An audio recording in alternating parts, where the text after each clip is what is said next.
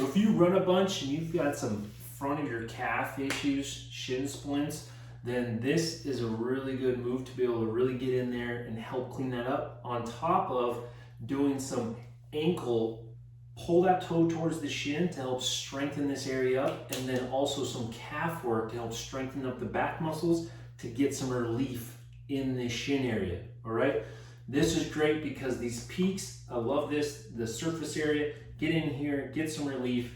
There's a lot of variety here we can do. So first is we're going to use this position right here to use it as our test. Now, most people might not be able to get to this point. Maybe they're here and they're only getting to that point. No problem, that's your test. All right, so I can do this movement, massage, massage, massage, and then come back and see how I feel.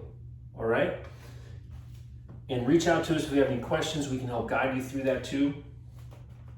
But what we're going to do first, hold this hand right here for balance. I have this other yoga block here. I can put my other leg on to get me at the same height as the PSO-RITE peaks. I designed it this way to be as close to the height of a yoga block, to then be able to help with doing other movements and also using this as a prop for other massage positions.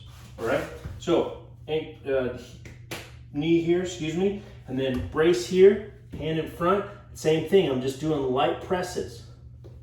I'm just searching down this shin to find what area I might need to spend some more time. All right? This can also be, for any of these positions too, you can always get some of the So Good CBD cream or the salve and be able to put it here, and you can be able to do some more long passes over it too. That can also be very helpful. All right, but back to the massage. If I'm pressing here, I'm moving, I'm found a tender spot. Okay, so once I find that tender spot, I can just stay here and just breathe. I can gauge the weight by how much weight I'm putting on it. I can put most of my weight onto it, might be too much for you. Back off, all right? Find that pressure that feels so good. There, and then now, if your toes, if your feet aren't, if they're small enough, I can stay in this position and be here. I can even shift forward to give myself some more range of motion, or if I need to, I can add another yoga block to get off the ground just a little bit higher, so that now my foot isn't hitting that floor. All right, and now I'm just going to repeat this, going up and down my leg, doing 5 ankle, toe in, toe out, shift and release, and work my way all the way down, all the way up. Okay, and then I retest it. See how I feel, nice and gentle, coming down, and finding what position I can get into.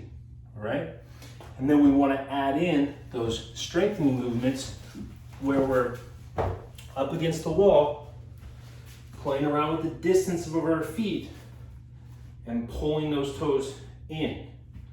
All right, we just opened up that area. We have a bigger range of motion. Now we want to add some strength to it. We don't want to have a bigger range of motion with no strength. We don't want that. All right, open it up, go and do some test movements, strengthen it up to get some mobility into that joint. All right, try that out. Check out the other videos. We have those other calf videos. And remember, if you're having any feet issues, it could all be coming from your calf. So still massage your feet, but focus a lot, attention on your calf. Could help with those feet.